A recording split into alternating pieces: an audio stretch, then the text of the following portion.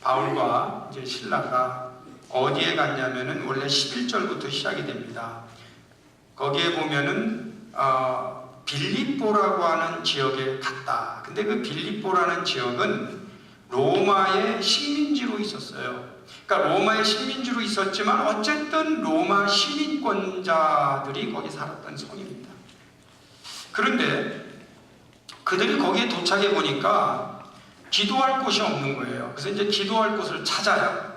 사실 우리 믿는 사람들이 제일 먼저 어디를 가면 어디 가서 기도를 좀 할 수 있을까? 어디 가서 예배를 드릴 데가 어디 있나? 이걸 찾게 돼 있어요. 그 다음 이분들이 어디를 갔냐면 강가로 갔어요. 강가. 그런데 거기에 여인들이 모여 있는 거죠. 그때 이 바울과 신라가 그 여인들에게 전도를 합니다. 두아디라시에 있는 자색 옷감 장사로서 하나님을 섬기는 루디아라 하는 한 여자가 말을 듣고 있을 때 주께서 그 마음을 열어 바울의 말을 따르게 하신지라. 그러니까 그 여인들이 모여 있는데 거기서 막 설교를 하니까 그 중에 루디아라고 하는 여인이 이렇게 듣는 거예요. 듣는데 마음을 열었다 그렇게 돼 있어요. 거기 보니까 하나님께서 그 마음을 열어 이렇게 돼 있어요. 여러분 전도를 하잖아요. 그리고 제가 설교를 하잖아요. 그때 이 마음을 열어서 설교를 듣는 사람들은 다가 아니야. 그 중에 마음을 여는 분들이 있어요. 그래서 설교를 할 때 이 마음을 열고 이렇게 받아들이는 영혼들이 보여요. 그러면 그 영혼은 은혜를 받아요. 그런데 그게 하나님께서 그의 마음을 열어주세요. 그래서 모든 사람이 다 설교를 듣는 건, 그러니까 은혜를 받는 것은 아닌데 그 중에 이 루디아라고 하는 여인이 말씀을 잘 받아요. 그러더니 한 여자가 마음을 덮고 따라. 그래서 그와 그 집이 다 세례를 받고 이렇게 되어 있어요. 그러니까 이 여인이 이제 그분들을 은혜를 받고 집으로 데려간 거죠. 그 집으로 데려가서 세례를 받았는데 여러분 혹시 여쭤볼게요. 엄마가 은혜를 받았어. 그러면 야야 내가 이런 은혜를 받았다. 우리 온 가족이 세례 받자. 그럴 때 여러분 말을 온 가족이 잘 들어요. 이분은 그러한 크레딧이 있는 분 같아.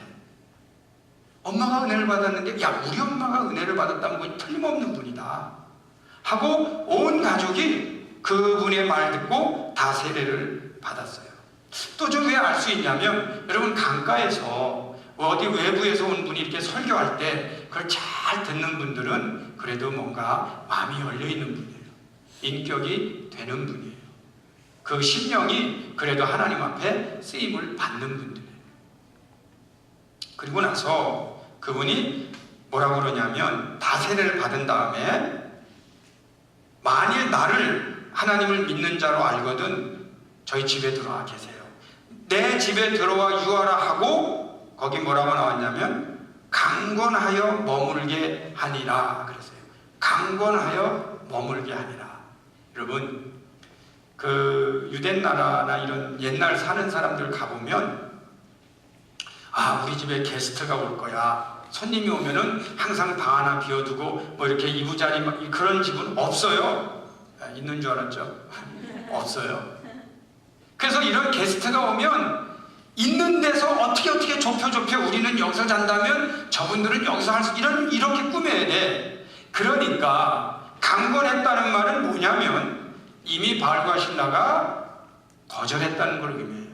아닙니다. 괜찮습니다. 왜냐하면 뻔하니까. 우리가 여기서 자면 이 사람들이 어디서 자? 뭐를 먹어? 뻔하니까 괜찮습니다 하는 대부분 그렇게 하면 그냥 우리 집에 좀 계셨다 가시면 좋은데 하고 떠나잖아요. 근데 여기서 강권해서 거기 머물렀다는 얘기는 이 여인은 또 뭘 알고 있냐면 이분들이 아니에요 한들 나간들 어디에서 잘 거야.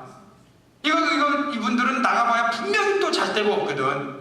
그러니까 그러지 마시고 그냥 우리 집에 계시라고 강권했더니 글쎄 이 선교사들이 설득을 당한 거예요. 사실은 필요했거든. 그럼 그렇게 해주시면 고맙겠습니다 하고 여러분 거기에 이제 들어갔어요.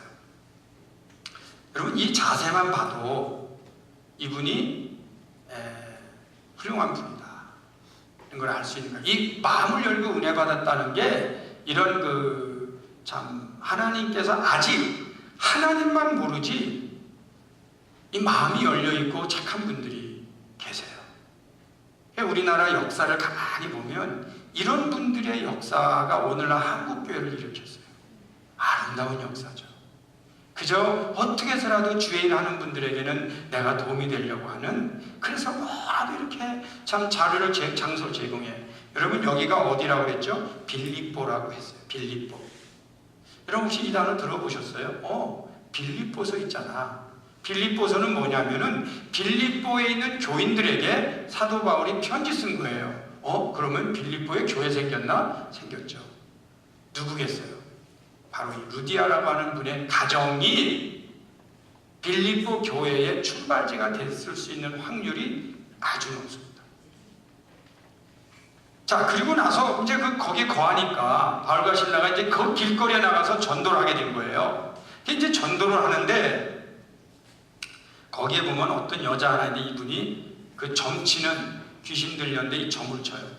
여러분 이 귀신 들려서 점치는 사람들이 뭘 맞추잖아. 잘 맞추잖아요. 그걸 뭐같이 잘 맞춘다고 해요? 귀신같이 잘 맞춘다. 정말 귀신같이 잘 맞추는 사람들이 있어요. 그런데 이 귀신같은 잘 맞추는 이 사람이 바울과 실라를 못 알아보겠어요? 영적인 동물인데 알아본 거예요. 그러면서 바울과 실라를 따라다니면서 계속 뭐라고 그러냐면 이 사람들은 지극히 높은 하나님의 종으로서 너희에게 구원의 길을 전하라고 온 사람들이라고. 여러분 말은 맞아. 그러나 가는 데마다 그러면 이거는 방해하자는 거예요? 전도 같이 하자는 거야. 그러니까 바울과 실라가 가면 이 사람들은 자꾸 그러니까 너무 힘들거든. 그 바울이 뒤를 돌아서 보면서 나사렛 예수 이름으로 말하느니 나가라! 그리고 소리를 쳤어요. 어더니 그 귀신이 떠난 거예요. 그 영적인 그 선언 파워가 있습니다. 그래서 나가라 하더니 떠난 거예요. 근데 문제가 뭐냐면 이 귀신 들린 여종을 고용해서 점치게 하고 돈을 벌던 사람이 문제예요. 뭐가 없어진 거야? 사업체 하나가 나간 거야? 사표도 안 내고 나간 거야. 그냥 사업체 하나가. 그러니까 이 주인들이 화가 났어요. 아니 우리한테 돈 벌어다 주는 그 점치는 여자에게 귀신을 떠나게 한 놈들이 누구냐 해갖고 잡아들인 거예요. 그 사람들을 잡아들였는데 뭐라고 나오냐면 우리가 일제 일어나 고발하니 상관들이 옷을 찢어 벗기고 매로 치라 하여 많이 친 후에 옥에 가두었다. 그리고 발에 착고를 채웠어요. 여러분 이 옥에 가두는 형태가 두 개가 있어요. 하나가 뭐냐면 그냥 가두는 사람이 있어요. 그런가 하면 발에다가 이렇게 착고를 채우는 사람들은 중범일 때만 채웁니다. 근데 이분들은 발에 착고를 채웠기 때문에 잡는 사람들이 볼 때는 예사롭지 않다고 본 거예요. 그래서 더 엄히 채웠던 겁니다. 그리고 나서 옷을 벗기고 때렸어요. 여러분 혹시 그 사극을 보시면, 저도 가끔 사극을 보면 나는 진짜 뭐 간신이니 뭐 충신이니 난 그런 거 관심보다 그 잡혀서 그 볼기장 맞아가면서 고문당하는 걸 보면 나는 옛날에 안 태어난 게 너무 감사해요. 벗기고 그냥 때리는데 몇 대 치라고 그러는데 내가 그냥 혼자서 생각해봐. 아이고 저거 나 한 대 맞으면 난 죽겠다. 우리 교회 보니까 한 대 맞으면 죽을 사람 몇 명 있어요. 얼마나 그게 세게 때리는지 겁이 나요. 그런데 이분들은 옷을 벗기고 때린 거예요. 그리고 나서 가뒀는데 중요한 말씀이 뭐냐, 25절에 한밤중에 바울과 실라가 기도하고 하나님을 찬송하며 죄수들이 듣더라. 다시 한번 여러분, 제가 여기 볼기짝을 몇 대 맞았다고 생각해요. 근데 여러분, 감옥에 가면 찬송이 나와요. 기도가 나오냐.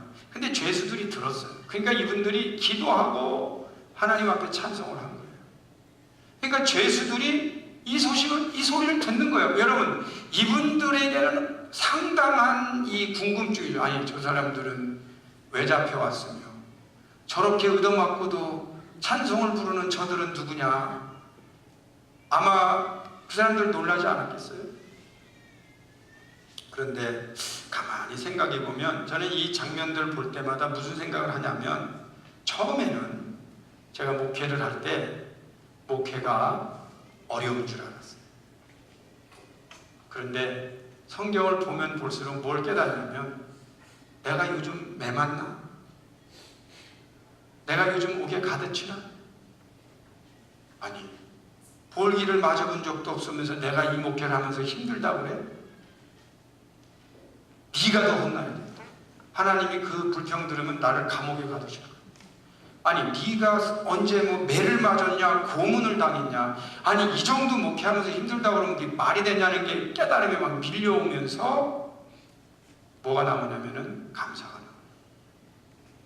내가 힘들다고 말한 게 얼마나 큰 죄인인가, 얼마나 자기 연민에 빠져가고 남의 동정이나 구하는 그런 멘탈리티를 가진 목사로서 목회를 하고 있구나. 이거 정말 중죄구나. 요즘은 여러분이 아는지 모르지만 전 불평 못합니다. 옛날에 이런 분들을 생각하면 할 수가 없어요. 할 수가 없어요. 감사밖에. 정말 감사밖에. 그때같이 나는 고문은 당하지 않는다. 말은 좀 들어요. 그러나 그거 말 듣는 거 괜찮아. 갇히지는 않잖아. 감사. 근데 이분들은 그래놓고도 감옥에서 기도와 찬송을 불렀다. 자, 그런데 기적이 일어났어요. 갑자기 지진이 나면서 그 옥문이 열려버린 거예요. 그러니까 이 간수가, 죄인들이 막 도망가지 않겠어요? 큰일 났다고 그랬는데, 큰일 나갖고 어떻게 했어? 이건 나는 이제는 죽어야 된다 해갖고 자결하려고 했다고 그랬어요.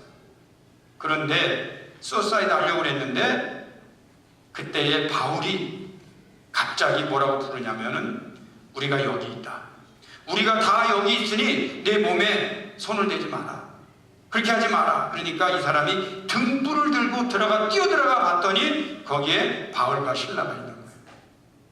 여러분, 이분이 뭐라고 말하냐면, 간수가 등불을 달라고 하며 뛰어들어가 무서워 떨며 바울과 실라 앞에 엎드리고, 그들을 데리고 나가 선생들이여 내가 어떻게 하여야 구원을 받으리까? Sirs, what must I do to be saved? 선생님, 우리가 어떻게 하면 구원받게? 이 얘기도 심상치 않은 얘기입니다. 우선 여러분, 밤에 등불 들고 갔는데 이분들이 안 나가고 서 있으면 여러분은 안 무서워요?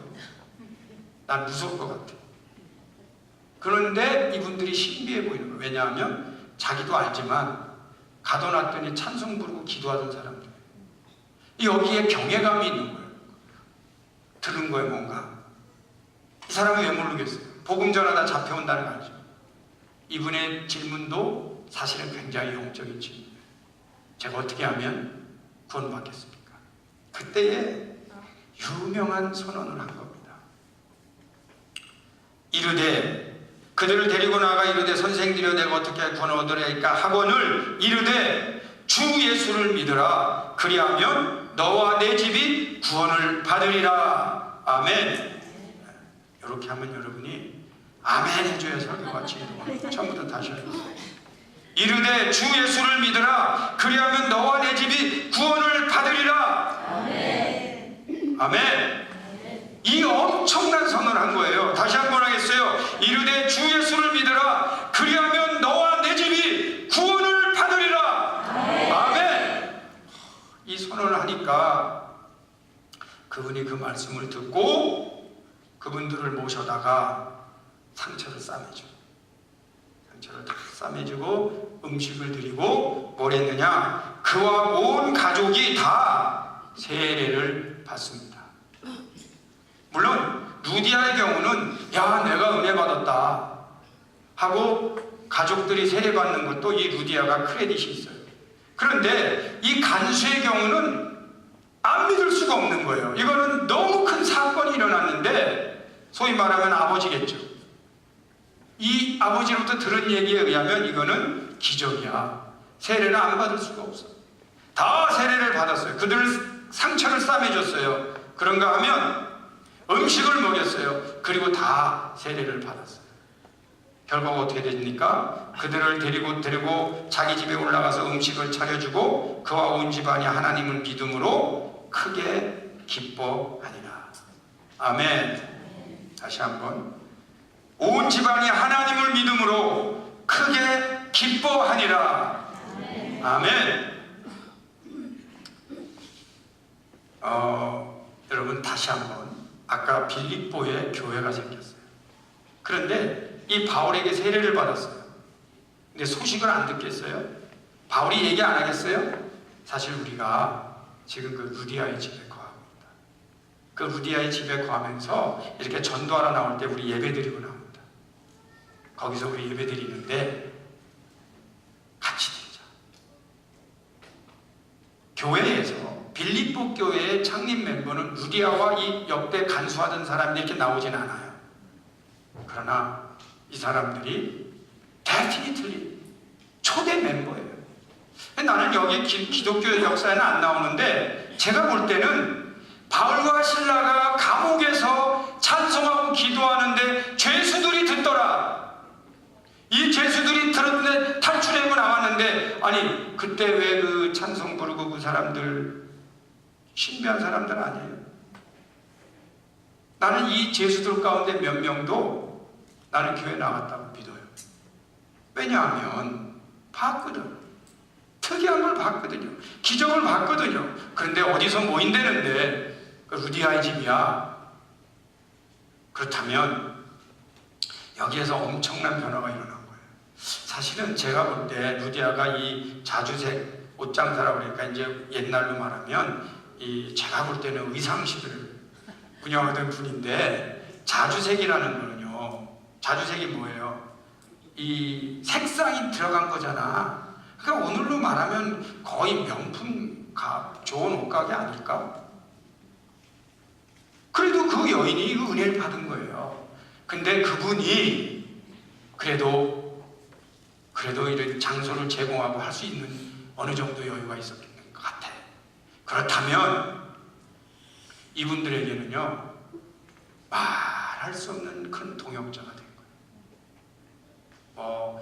신분상으로나 재정적으로나 거처로 보나 이 루디아가 그분들에게는 큰 힘이 돼서 빌립보 교회가 쓴 겁니다. 그런가 하면 이분이 그전에는 아무래도 이런 옷장 사고 이러면서 주인이 누구였겠어? 자기잖아. 안 그렇겠어요? 근데 이분에게 주인이 바뀐 거예요. 예수님으로 바뀐 거예요. 주인이 예수님으로 바뀌면 어떤 현상이 일어나냐면 기뻐하게 되어 있습니다. 여러분, 주인이 자기인 분들은요, 인생을 내가 다 살아야 돼요. 무슨 얘기냐? 좋은 일이 있어도 내가 살아야 되고, 굳은 일이 있어도 내가 살다 보니까 내가 주인으로 사는 분들에게는 인생의 고뇌는 끝이 나게 없어요. 모든 것이 다 근심거리예요. 왜? 내가 주인으로 사니까. 그런데 내 안에 예수님이 주인으로 살면 모든 것이 기쁨으로 변하는 줄 믿습니다. 예를 들면 내가 주인으로 목회하면은요, 모든 게 근심거리예요. 교인들이 무슨 일어나 이런 게 다 근심거리인데, 내 주인이 하나님이시고 내 주인이 예수님이니까 모든 것이 기쁘고 감사하게 살 수가 있어요. 여러분, 이 말씀을 믿으시기를 축원합니다. 만약에 이 시간이라도 주인이 내 안에서, 나에서 예수님으로, 하나님으로 바뀌면 여러분 평생 약 안 먹어도 돼요. 평생 약 안 먹어도 돼요. 건강식품 안 먹어도 돼요.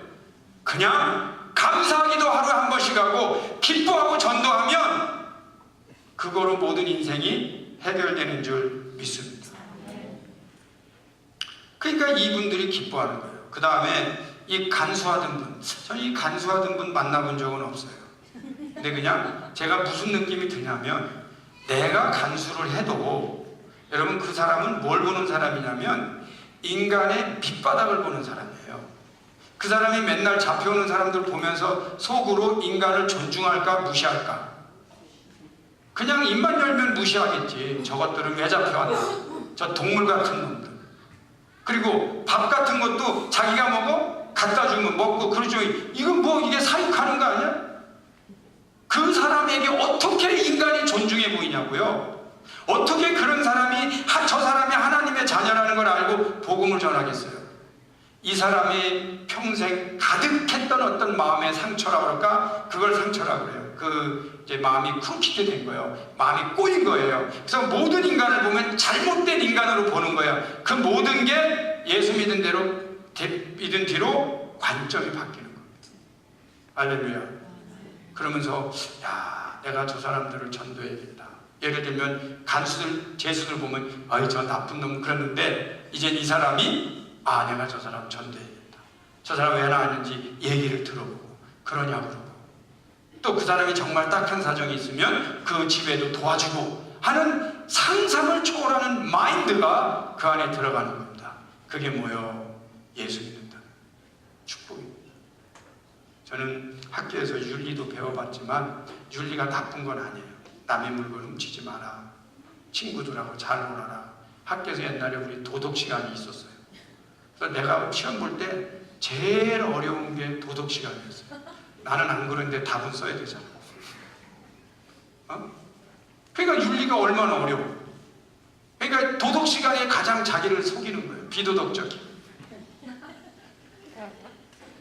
그런데 그런 도덕도 나쁜 건 아닌데 하나님이 주인이 되면요 그걸 진심으로 한다는 거예요.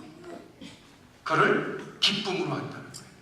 여러분 교회를 왜? 우리 아까 예전 선생님 진짜 좋은 말씀하셨는데 우리가 볼 때는 의사가 그거 다 잃어버렸고 자기가 또 가서 그거 사갖고 그걸 하고 그런데 그 기쁨이 있으니까 내가 매년 간다. 이게 진심으로 하는 거지 월급 주면 하겠어요? 거기 파견근무 가겠냐고 월급 주면 안 갑니다. 근데 오히려 사랑하니까 진심으로 하니까 거기에 뭐가 들어가? 기쁨이 들어가는 거예요. 하나만 더 마지막으로 하겠습니다. 이 두 분에게 다 똑같은 복음 증거할 때 패턴이 있었어요. 초대교회 때. 그게 뭐냐면 주 예수를 믿으라 그리하면 너와 내 집이 이상하게 초대교회 때 너와 내 집이 소위 말하면 콤보로 이렇게 한국말로 세트로 이렇게 같이 패키지로 들어갔어요. 여러분 예수를 패키지로 믿으시길 축원합니다. 지금 여기 따로따로 믿는 분들 있잖아. 프렌치 프라이 따로, 햄버거 따로, 음료수 따로 하지 말고 이 패키지로 믿어야 되는데 실제로 이게 이제 가족이야. 근데 기독교 우리 초기 때는 그렇게 전했어요. 예수를 믿어라 그리하면 너와 내 집이 구원을 받으리라. 여호수아도 그랬잖아. 너희들 알아서 해. 그러나 나와 내 집은 여호와를 섬기겠노라. 그만큼 이 가족 단위로 패키지가 있는데 이거를 저희가 자꾸 믿음에 두셔야 됩니다. 왜냐하면 이분이 믿은 뒤로 다른 사람이 믿기 시작하는 역사가 일어나는 거예요. 근데 어떤 가정은 그게 한꺼번에 일어나기도 하고 어떤 가정은 오래 걸리는 차이는 있어도 패키지는 패키지야. 그 한 사람 때문에 예수 믿는 역사들이 일어나는 겁니다. 결론이에요. 사실 저 여러분 모두는 어떤 사명을 가지고 있느냐? 각자 직업이 있어요. 다 알아요. 그런데 어떤 모양이든 직업은 다 다른데도 주인은 하나야. 하나님이세요. 여러분이 예수를 영접한 뒤로 내 주인 되신 예수님이 계시기 때문에 인생의 모든 고뇌가 내 것이 아니에요. 그거는 사람들이 하는 일이야. 우리에게는 하나님께 대한 이 봉사, 감사, 충성 이런 거로 다 들어와. 그러면서 기쁨이 그 중심에 자리 잡는 줄 믿습니다. 신분이 변한 거예요. 이제는 뭐 하는 사람, 저 사람의 직업은 간수, 저 사람의 직업은 옷장사, 그게 변한 거야. 뭐로 변했는지 아세요? 예배드리는 사람. 그 그 사람들이 전부 기독교인으로 변한 거예요. 그 사람들이 놀랍게도 많은 사람들에게는 충격이죠. 아니 저 사람도 옷 장사하냐? 근데 왜 요즘 저 사람 옷 안 팔어? 왜 자꾸 막 우리 만나면 복음을 준 거예요? 저 사람 맨날 그 사람 욕하던 간수 아냐? 근데 무슨 변화가 있는 거야? 그 간수가 사람을 존중해요. 복음을 전해요. 신분만 변한 게 아니에요. 사는 목적이 변한 거예요. 그리고 주위 사람들에게 보여지는 모습이 변한 거예요. 예수 믿는 게 이렇게 좋은 거구나. 여러분 자신 있게 어디 가든 선포하십시오. 주 예수를 믿으라. 그리하면 너와 내 집이 구원을 받으리라. 기도하겠습니다. 하나님 감사합니다. 놀라운 은혜입니다.